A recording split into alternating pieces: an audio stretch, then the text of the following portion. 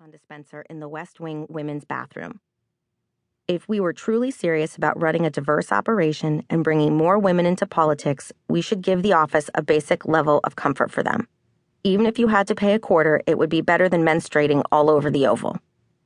There was no objection to my proposal. It just seemed like no one had thought of it before. I went to the head of the Office of Management and Administration, Katie Kale, and said, "Hey, we should put a tampon dispenser in the women's bathroom," and she said, "Okay."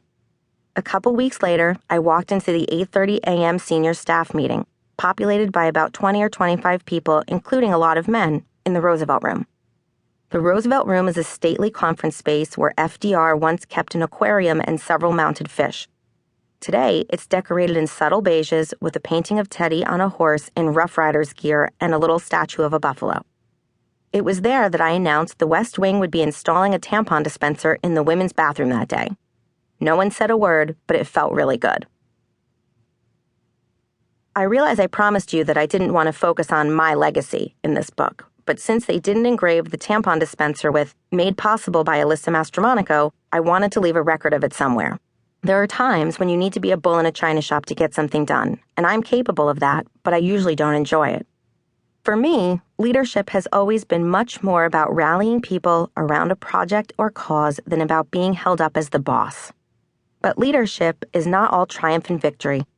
If your ideas don't work out, being a strong leader can carry you through to better times. My first formative experience with being in charge was when I was elected junior class president in high school.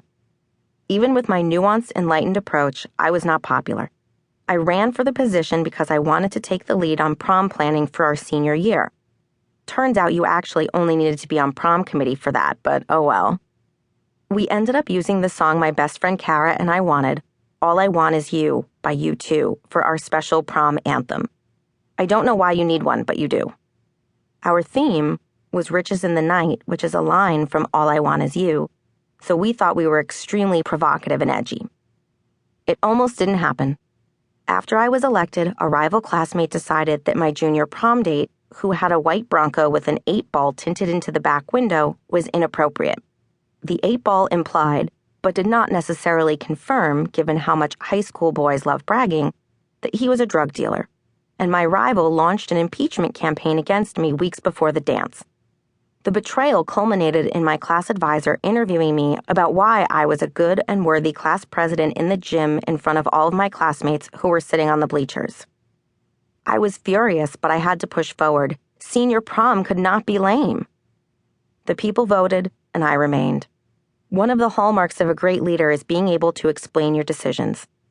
When I was in college and Bill Clinton was going through his impeachment proceedings, I remembered thinking that not everybody could speak with the same elegance and finesse that I had displayed during 8-Ball Gate. Senior year, I ran for band president. Not because I wanted the glory of being band president, though it was a very high-profile position, but because I wanted our senior band trip to be to New Orleans. My platform was solid. All the members of the band agreed that we should go to the competition in NOLA, but we ended up in Philadelphia. Maybe sometimes rallying support for your ideas isn't enough. Maybe taking 40 teenagers to Bourbon Street will always be a hard sell to the principal. After I left, selection of the band president became an appointed position, no longer voted upon. When I graduated from college, I got a job as a paralegal for the law firm Thatcher, Prophet & Wood, which was located in the World Trade Center. Initially, I was not into this. I'd wanted a job on Capitol Hill, but none of the many places I applied hired me. So I went to a headhunter in New York City who got me an interview with TPW and many other law firms, but none of them called me back. I was disappointed, but I came around. It would be exciting to work in such a famous building. I liked the hustle and bustle vibe immediately. Also, TPW was the only firm that didn't ask for my GPA. My grades were fine. I had a 3-point-something. But at the other firms, it was like you had to be a Phi Beta Kappa to Xerox closing documents. We sat in a room we called the Parapet, and each of us worked for one partner and 2 or 3 associates. I worked for Ellen Goodwin, the only female partner, and 2 other lawyers. One, David Hall, took me under his wing and taught me a lot about real estate investment trusts, which still comes in handy during Jeopardy or when I'm trying to convince real estate agents that they shouldn't take me for a fool. The company had a big